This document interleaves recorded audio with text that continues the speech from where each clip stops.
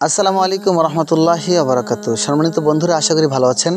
আসলে আমরা সবসময় বলি আমরা আশিকের রসুল, আমরা নবীর আশেক, নবীকে ভালোবাসি, নবীর প্রতি প্রেম আমাদের উতলে ওঠে। কোনো ওয়াজের ময়দানে যদি কেউকে বলা হয়, কোনো শ্রোতাকে, কোনো বক্তা যদি বলে যে নবী করিম সাল্লাল্লাহু আলাইহি সাল্লামের জন্য কে জীবন দিতে পারবেন, তখন সবার আগে আমি হাত উঁচু করি। কিন্তু দেখেন আজকে আমাদের ইমানের অবস্থা কোথায়।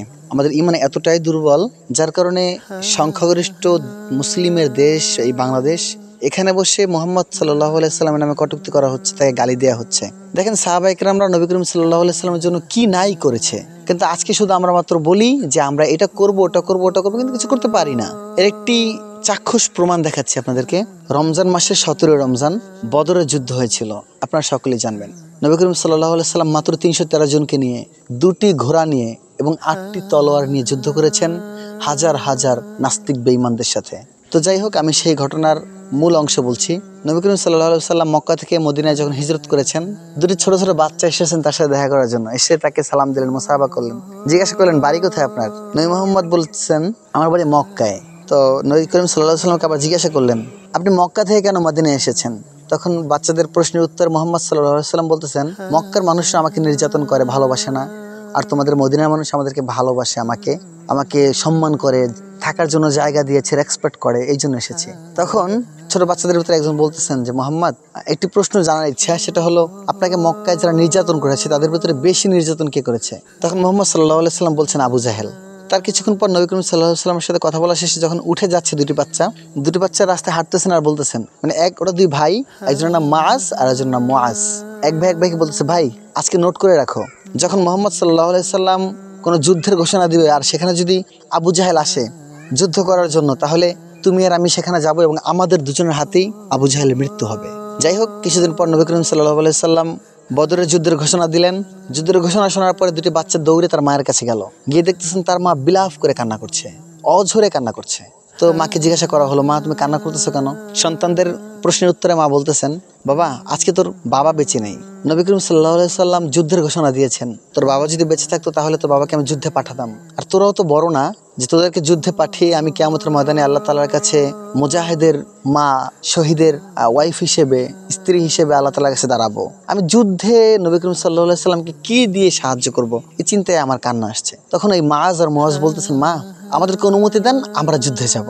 তো এই কথা বলার সঙ্গে সঙ্গে তার মা বলতেছেন, বাবা তোরা তো ছোট মানুষ, তোরা কিভাবে যুদ্ধে যাবে, তোদের কি কাজে লাগবে যুদ্ধে। তখন মাআজ বলতেছেন, মা আপনার কাছে দায়িত্ব, আপনি আমাদেরকে হুকুম দিবেন, শুধু আমাদের দুজনকে পারমিশন দিবেন, তারপরে যুদ্ধের ময়দানে যাওয়ার পর শক্তি কিংবা সাহস বা অন্য যা দরকার এ তো আল্লাহ পাক আমাদেরকে জুটাই দিবেন। সুবহানাল্লাহি বিহামদি।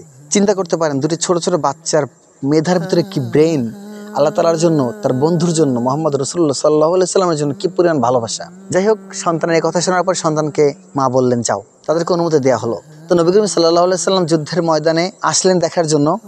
যাদেরকে দাওয়াত দিয়েছেন বা যুদ্ধের ঘোষণা দিয়েছেন, কারা কারা ময়দানে হাজির হয়েছেন, কিন্তু নবী মুহাম্মদ সাল্লাল্লাহু আলাইহি সাল্লাম ময়দানে এসে দেখতেছেন কানা, ল্যাংরা, লুলা, খোরা, হাঁটতে পারে না ঠিক মতো, চোখে দেখে না, সব এসে মাঠ বোঝাই হয়ে গেছে। এখন মুহাম্মদ সাল্লাল্লাহু আলাইহি সাল্লাম বলতেছেন, হায় হায়, এটা যুদ্ধের ময়দানে মানুষ যাবে যুদ্ধ করতে, এটা তো খেলনা জিনিস না, বা মসজিদে বসে জিকির করা না, শুধু তসবিহ জপা না। তো নবী করিম সাল্লাল্লাহু আলাইহি সাল্লাম একটা চিন্তা করলেন, একটা বুদ্ধি খাটালেন, বললেন তোমরা সবাই সিরিয়ালবদ্ধ হও, এখান থেকে মাপ দিয়ে এবং হলো গিয়ে বুঝে শুনে একজন নেওয়া হবে। তো নবী করিম সাল্লাল্লাহু আলাইহি সাল্লামের কথা বলার পর সবাই সিরিয়াল দিলেন, এবং 2 ভাই চিন্তা করতেছেন কাজ তো হয়ে গেছে, চেয়েছিলাম মুরব্বীদের হাত পায়ের ফাঁক দিয়ে চলে যাব, কিন্তু এখন তো মুহাম্মদ সাল্লাল্লাহু আলাইহি সাল্লাম একজন বাছাই করে নেবেন, এখন ধরা খেয়ে যাব। তো মুআজ ছোট ভাই, উনি বলতেছেন, ভাইয়া তুমি কাতারের সামনের দিকে দাঁড়াও, আমি পেছনের দিকে দাঁড়াই। মুআজ সামনে দাঁড়াইছেন, একই কাতারের পিছনের দিকে মুআজ দাঁড়াইছেন। তারপরে মুআজের কাছে যখন নবী সাল্লাল্লাহু আলাইহি সাল্লাম আসছেন, তো মুআজ পায়ের পাতায় না আঙ্গুরের উপর ভর দিয়ে দাঁড়াইছেন, উঁচা হওয়ার জন্য, লম্বা হওয়ার জন্য। তো মুহাম্মদ সাল্লাল্লাহু আলাইহি সাল্লাম জিজ্ঞাসা করলেন, তুমি এইভাবে দাঁড়াইছো কেন। তো নবী সাল্লাল্লাহু আলাইহি সাল্লামকে বলতেছেন যে আপনি তো সবাইকে মাপ দিয়ে নিচ্ছেন, একটু লম্বা হওয়ার জন্য পায়ের উপর ভর দিয়ে দাঁড়াইছে, আঙ্গুরের উপর ভর দিয়ে দাঁড়াইছি আমি। যাই হোক, তারপর নবী সাল্লাল্লাহু আলাইহি সাল্লাম বলতেছেন যে আমি তো জানি যে তোমার বাবা বেঁচে নাই, তোমার মা আছে না। বলতেছে হ্যাঁ মা আছে। তাহলে তুমি বাসায় যাও, মার খেদমত করো, তুমি জিহাদের সওয়াব পেয়ে যাবে। সুবহানাল্লাহ। মুহাম্মদ সাল্লাল্লাহু আলাইহি সাল্লাম, আল্লাহ নবী, আমরা আমার মায়ের কাছ থেকে পারমিশন নিয়ে এসেছি। তারপর মুহাম্মদ সাল্লাল্লাহু আলাইহি সাল্লাম বলছেন যে কি তোমাদেরকে পারমিশন দিয়েছে তোমার মা। বলেছে হ্যাঁ। যাই হোক, উনি গ্রান্টেড হয়ে গেল। মুআজ গ্রান্টেড হয়ে যাওয়ার পরে তারপরে সিরিয়াল দিয়ে যাচ্ছেন, তো পিছনে দিয়ে মুআজ। তো মুআজ তো অনেক ছোট, ওর বয়স 8 বছর, আর মুআজের বয়স 10 বছর। তো মুআজের কাছে যাওয়ার পরে মুআজকে বলতেছেন, তুমি তো অনেক ছোট মানুষ, তুমি কেন যাবে যুদ্ধের ময়দানে? তোমার যুদ্ধের ময়দানে যাওয়ার দরকার নেই। তখন মুআজ বলতেছেন যে আল্লাহর নবী, আপনি একটু আগে আমার বড় ভাইকে যুদ্ধের ময়দানে যাওয়ার জন্য পারমিশন দিয়েছেন। আমরা দুইজনেই মায়ের কাছ থেকে পারমিশন নিয়ে আসছি। ও তো বড়, ও তোমার থেকে 2 বছরের বড়, ওকে দেখতে একটু হৃষ্টপুষ্ট, একটু সাহসী, কিন্তু তুমি তো ছোট অনেক, তোমার 2 বছর বয়স কম, তুমি ছোট, তুমি কি করবে যুদ্ধের ময়দানে গিয়ে? তখন মুআজ নবী করিম সাল্লাল্লাহু আলাইহি ওয়াসাল্লামের কাছে একটা বুদ্ধি খাটায় কথা বললেন। বলতেছেন, আচ্ছা মুহাম্মদ সাল্লাল্লাহু আলাইহি সাল্লাম, আল্লাহ নবী, যেহেতু আমার ভাই বয়স 2 বছরের বড় বা তার আগে শক্তি বেশি, এই জন্য তাকে নিচ্ছেন, আমার একটা আর্জি রাখবেন আপনি? হ্যাঁ, কি আর্জি বলো? তো বলতেছেন যে আমাদের 2 ভাইকে কুস্তিতে লাগান, আমাদের 2 ভাইয়ের কুস্তির ভিতরে যে ফার্স্ট হবে, যদি আমি তার ছোট ভাই হয়ে তাকে হারাইতে পারি, তাহলে কি আমাকে নেবেন? তো অনেক আর্জি, অনেক বায়না করার পরে নবী করিম সাল্লাল্লাহু আলাইহি ওয়াসাল্লাম বলতেছেন যে আচ্ছা ঠিক আছে।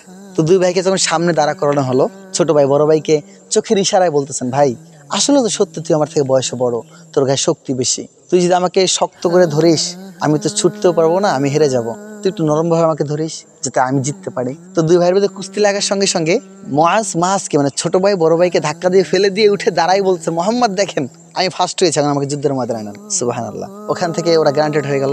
লম্বা চড় অনেক বড় একটা ঘটনা। ওদিক থেকে আবু জাহেল বলতেছেন খেলা হবে, এরকম সে হাক পাক নিয়ে আসতেছে।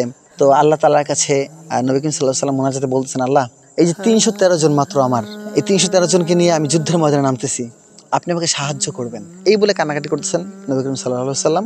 হঠাৎ করে জিবরাইল আলাইহিস সালাম আসছেন। জিবরাইল আসার পর বলতেছেন, মোহাম্মদ আসছি। মোহাম্মদ সাল্লাল্লাহু আলাইহি ওয়াসাল্লাম জিবরাইলকে জিজ্ঞেস করছেন, আসছো নাকি পাঠাইছে? পাঠাইছে বলেই তো আসছি। বলে কি নিয়ে পাঠাইছে? বলে আজকে কোনো ওহী পাঠায় নাই, আল্লাহ পাক রব্বুল আলামিন আমাকে হঠাৎ ডাক দিয়ে বলতেছেন যুদ্ধের পোশাক পরো। সুবহানাল্লাহ। তুমি আল্লাহ তাআলার কাছে জিজ্ঞাসা করলাম, আল্লাহ যুদ্ধের পোশাক পরা, যুদ্ধ করা তো আপনার বান্দাদের কাজ, আমাদের ফেরেশতার কাজ না। তখন আল্লাহ তাআলা বলছেন যে আমি জানি তোর থেকে ভালো যে যুদ্ধ করা ফেরেশতার কাজ নয়, কিন্তু আজকে তুই পোশাক পর। আমি পোশাক পরিধান করে আসছি, 3000 সঙ্গে নিয়ে আসছি, আর কয়েক কিলোমিটার দূরে 5000 রাইখে আসছি, সৈন্য আর কি। তো নবী করিম সাল্লাল্লাহু আলাইহি ওয়াসাল্লাম বলছেন নামো যুদ্ধে। তো তুমুল বেগে যুদ্ধ শুরু হয়ে গেল। তো যুদ্ধের এক পর্যায়ে হযরত আব্দুল্লাহ ইবনে আউফ রাদিয়াল্লাহু তাআলা আনহু, তিনি আবু জাহেলের কাছাকাছি, কিন্তু আবু জাহেল একটা উঁচা টিলার উপরে দাঁড়িয়ে ঘোড়ার উপরে বসে সে যুদ্ধকে দিচ্ছেন বা যুদ্ধের ঘোষণা দিচ্ছেন বা যুদ্ধ পরিচালনা করতেছেন। হযরত আব্দুর রহমান ইবনে আউফ তিনি মনে মনে চিন্তা করতেছেন যে একটু সুযোগ পেলেই হতো, ওর গর্দান কেটে ফেলতাম। কিন্তু ওর আশেপাশে আবু জাহেল আশেপাশে অনেক পাহারাদার ছিল বা অনেক সৈন্য ছিল, যার কারণে ও একা যেতে পারার সাহস করতেছে না। তো এদিকে তাকিয়ে দেখতেছে যে 2 সৈন্য শক্তিশালী কাউকে নিয়ে যাওয়া যায় কিনা। বাট হঠাৎ করে নিচে তাকিয়ে দেখতেছেন যে 2 ছোট ছোট বাচ্চা এসে বলতেছেন, চাচা যান আপনি কি আবু জাহেলকে চেনেন? তো এই কথা বলার সঙ্গে সঙ্গে তিনি বলছেন, আবু জাহেলকে দিয়ে তোমরা কি করবা? বলছে আপনি চেনেন কিনা সেটা বলেন। উনি সরল মনে দেখাই দিয়েছেন যে ওই যে উঁচা টিলার উপরে দাঁড়িয়ে আছেন, ঘোড়ার উপরে যে বসা, উনি আবু জাহেল। এ কথাটা ওনার বলতে দেরি হয়েছে, 2 ভাই বাস পাখির মতো ছুটে যেতে দেরি হয় নাই। তো 2 ভাই ছুটে গিয়ে দেখতেছেন যে ও তো অনেক উঁচায়, আর ওরা ছোট মানুষ, তলোয়ার দিয়ে কল্লা পর্যন্ত লাগুর পায় না। ছোট ভাই বড় ভাইকে বুদ্ধি দিচ্ছেন, ভাইয়া ঘোড়ার পা দুটো কেটে দাও। তো যেই কথা সেই কাজ, ঘোড়ার পা দুটো কেটে দেওয়ার সঙ্গে সঙ্গে আবু জাহেল জমিনে পড়ে গেছেন। জমিনে পড়ার সঙ্গে সঙ্গে তুমুল বেগে 2 ভাই মিলে তলোয়ার দিয়ে তাকে কোপানো শুরু করেছে, তাকে হত্যা করার জন্য। এই সুযোগ দেখেই হযরত আব্দুল্লাহ ইবনে মাসউদ গিয়েই আবু জাহেলের কল্লা কেটে দিয়েছে, ওকে কতল করে দিয়েছে। তো এই দৃশ্য তার ছেলে আবু জাহেলের ছেলে আকরামা দেখার পর 2 ভাইয়ের পিছন থেকে এসে ওদেরকে আক্রমণ করলো। তো এক ভাইয়ের হাত কেটে দিয়েছে, হাত কেটে চামড়ার সাথে ঝুলেছিল। চিন্তা করতে পারেন, একটা 8 বছরের ছেলে, ওর হাত কেটে চামড়ার সাথে ঝুলে আছে, সেটা নিয়ে ওই ছেলে যুদ্ধ করছে। তো এক পর্যায়ে দেখে যখন দৌড়ে এ প্রান্ত থেকে ওই প্রান্তে যাওয়া লাগে, হাত ঝুলে বাড়ি খায়, দৌড়াতে পারে না। তো নিজের হাতকে নিজে পায়ের নিচে রেখে পাড়ায় ধরে ছিঁড়ে ফেলছে। এরকম ভাবে তারা যুদ্ধ করে বদরের যুদ্ধে শহীদ হয়ে তারা বিজয় এনেছে। তো তাদের নবী করিম সাল্লাল্লাহু আলাইহি ওয়াসাল্লামের প্রতি কি ভালোবাসা ছিল, আর আমাদের ভালোবাসার অবস্থাটা কোথায়? আরে ভালোবাসা থাকবে কি হবে? আমরা তো 5 ওয়াক্ত সালাতে আদায় করি না ঠিক মতো, আমরা নামাজের ভিতরে নাই, আমরা রমজান মাস আসলে রোজার ভিতরে নাই, গ্যাস্ট্রিকে ধরে আমাদেরকে, নামাজের সময় এই অজুহাত ওই ওজোর। এইসব ঘটনা শুনলে বা এইসব ঘটনা বললে সারাদিন বলা যায়, কিন্তু আমাদের মূল বিষয় আমল করার। আল্লাহ পাক রব্বুল আলামিন আমাদেরকে যেন আমল করার তৌফিক দান করে। সকলে বলে আমিন। আসসালামু আলাইকুম ওয়া রাহমাতুল্লাহি ওয়া বারাকাতুহু। প্রিয় বন্ধুরা, এমন আরও ইসলামিক ভিডিও পেতে, ওয়াজ মাহফিলের ভিডিও পেতে, ইসলামিক টক শো, কোরআন তেলাওয়াত, ইসলামিক ক্যাটাগরির যে কোনো ভিডিও পেতে আমাদের এই চ্যানেলটিকে সাবস্ক্রাইব করে রাখবেন। ইনশাআল্লাহ তাআলা নেক্সট টাইম আবার দেখা হবে আপনাদের সাথে অন্য কোনো সাহাবায়ে কেরামের ঘটনা কিংবা নবী করিম সাল্লাল্লাহু আলাইহি ওয়াসাল্লামের কোনো আলোচনা নিয়ে। ততক্ষণ পর্যন্ত ভালো থাকবেন, মেহেরবানি করে হালাল রিজিক কামাই করে খাবেন এবং 5 ওয়াক্ত সালাত আদায় করবেন। আসসালামু আলাইকুম ওয়া রাহমাতুল্লাহি ওয়া বারাকাতুহু।